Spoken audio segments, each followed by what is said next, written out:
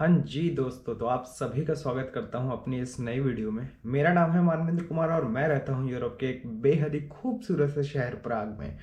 तो चलिए आज इस वीडियो में हम बात करेंगे वर्क परमिट के रिगार्डिंग या फिर जो जॉब वीज़ा के रिगार्डिंग। मेरे कमेंट बॉक्स में जो है बहुत लोगों ने कमेंट किया कि सर वर्क परमिट जो है मेरा आ गया है बट वीज़ा नहीं लग रहा है, या फिर वर्क परमिट कैसे लें, जॉब के लिए कैसे अप्लाई करें। तो चलिए आज जो है इन सारे क्वेश्चंस का जो है वो जवाब देते हैं और आप सभी को जो है वो अश्योर करते हैं एक बहुत ही पुख्ता इंफॉर्मेशन की मदद से।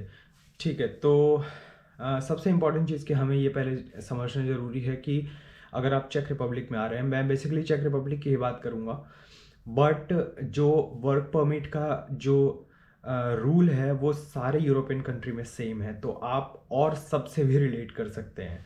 तो वर्क परमिट होता क्या है, बेसिकली क्या है कि वर्क परमिट सीजनल भी हो सकता है या फिर परमानेंट भी हो सकता है। परमानेंट इन द सेंस कि अगर कोई कंपनी है, उसको किसी ऐसे वर्कर की ज़रूरत है, किसी ऐसे एम्प्लॉय की ज़रूरत है जो किसी ऐसे स्किल की ज़रूरत है जो आपके अंदर है एंड उसने आपको चूज़ किया, तो वो परमानेंटली आपको जो है हायर कर रहा है, आप उसके साथ काम करते रहोगे, तो ये हो गया परमानेंट। एक होता है सीजनल, जैसे कि कोई खेती बाड़ी का काम हो गया या फिर कोई रेस्टोरेंट का काम हो गया या फिर कुछ भी ऐसा काम हो गया जिसमें कि सीजनल काम होता है, बहुत ही कम टाइम के लिए आपकी ज़रूरत है एंड आपको जो है उसके लिए ऑफर दिया गया है।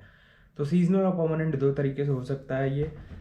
तो अब एक बात और ये कर लेते हैं, देखो मैंने कोई स्क्रिप्ट नहीं बना रखी है, मैं जस्ट डायरेक्टली जो है अभी अभी अपने लैब से आया काम करके एंड 1 to 1 आपसे टॉक कर रहा हूँ एंड बहुत सारी चीज़ें ऊपर नीचे हो सकती हैं, बट पूरी वीडियो देखना, बहुत ही क्लियर कट जो है वो आप लोग को एक आइडिया मिलेगा, बिकॉज कि मैं बहुत ही अपने दिल से जो है वो चीज़ों को एकदम जो जो समझ में आ रहा है, जो जो दिमाग में आ रहा है, वो एज इट इज़ आप लोगों के साथ बांट रहा हूँ।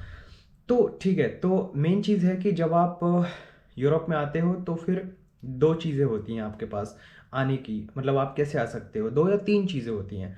आप एज अ टूरिस्ट आ सकते हो, आप एज जो है वो स्टूडेंट आ सकते हो, या फिर एज अ क्या कर सकते हो आप जॉब, या फिर कहीं पे आपको काम मिल जाए तो उसके रिगार्डिंग आप आ सकते हो।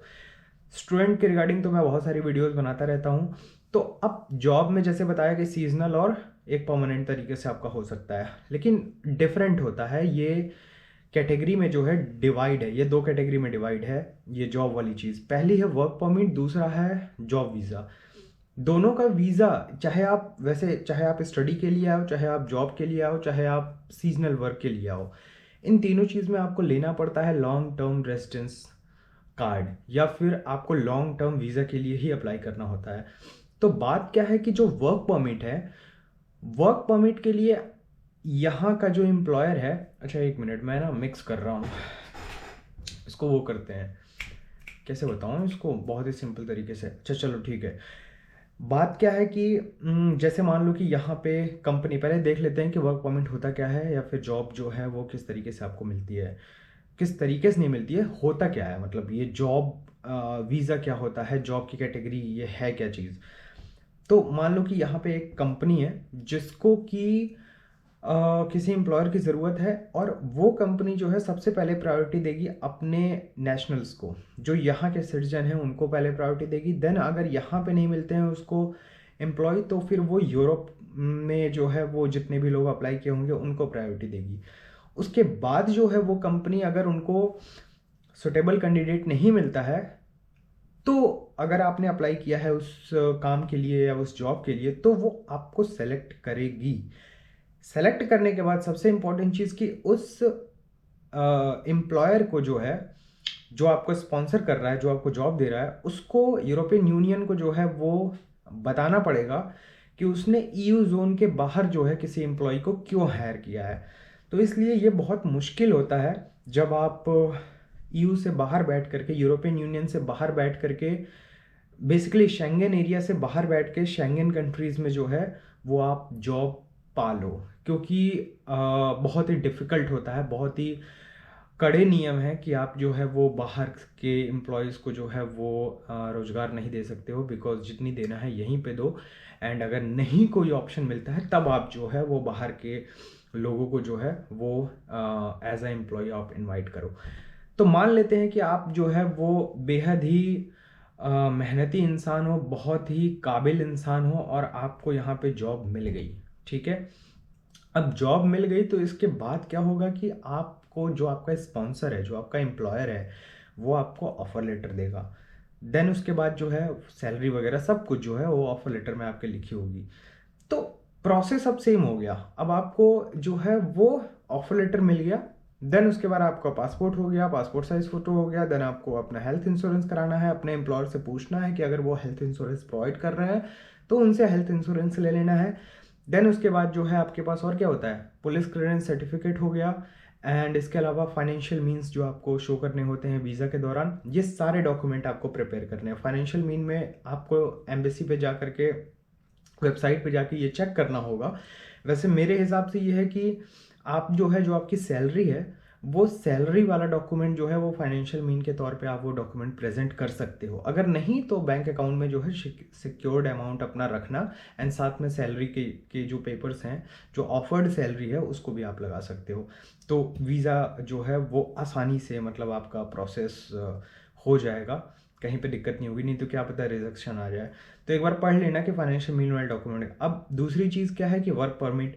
अगर मान लो कि आप नॉन स्किल्ड वर्कर हो, जैसे यहाँ बेकरी का बहुत अच्छा काम होता है, जैसे यहाँ पे जो है वो खेतों में भी जो है वो काफ़ी वर्कर्स की ज़रूरत होती है, रेस्टोरेंट वगैरह में ज़रूरत होती है।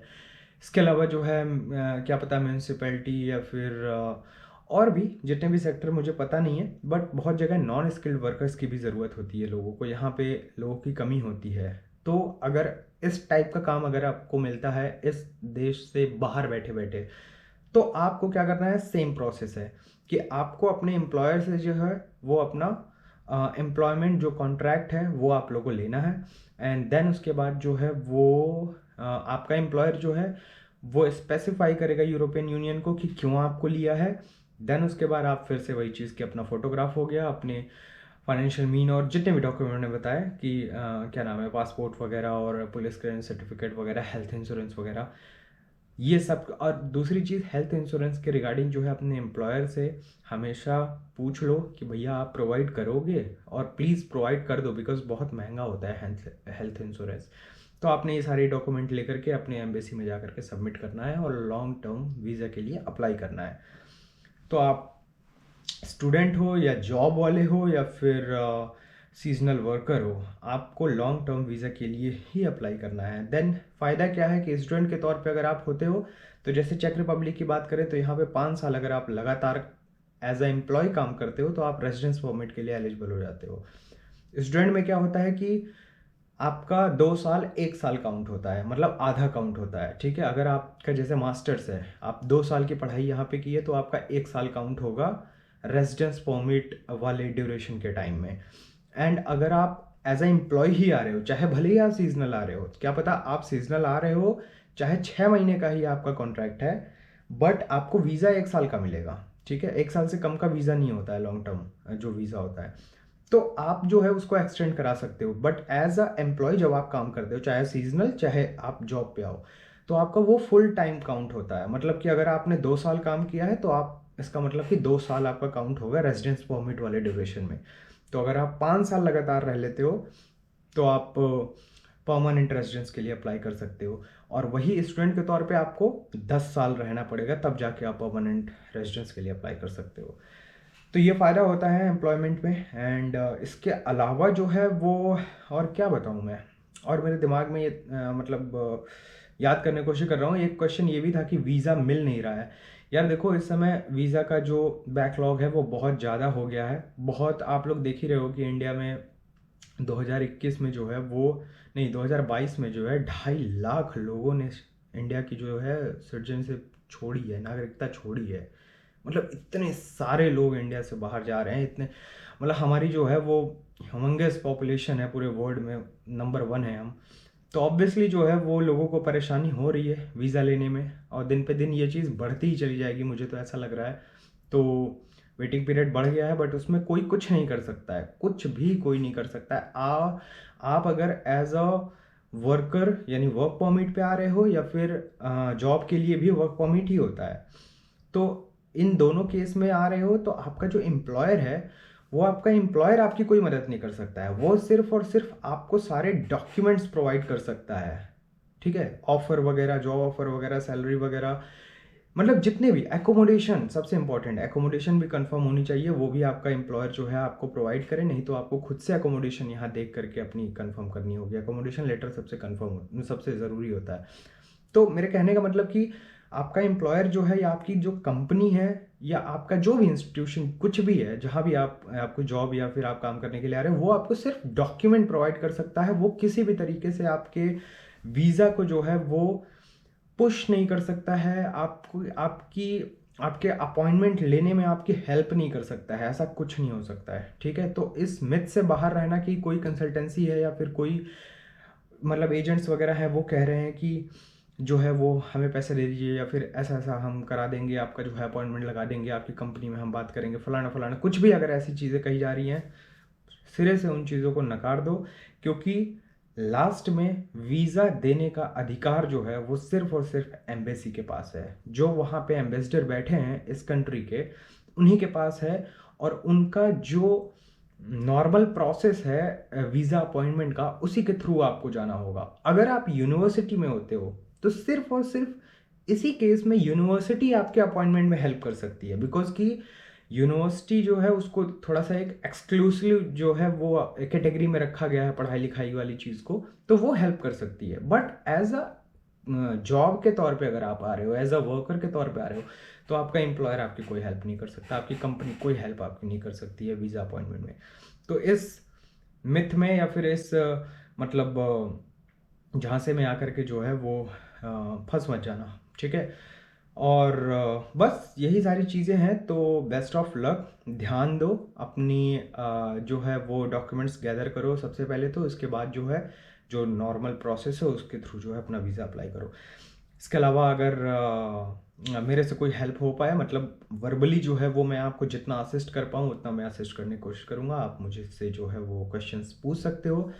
एंड दोस्तों वीडियो को लाइक कर दिया करो। देखो अगर 80 लोग, 100 लोग, 200 लोग देख रहे हैं, लाइक होते हैं 15, भाई देखने के बाद क्लिक कर दो, क्या ही जाएगा तुम्हारा, क्या जाएगा, कुछ नहीं जाएगा ना। दूसरे का भला वो होने से जो है वो कतरा रहे हो और सोच रहे हो कि हमारा भला हो जाए।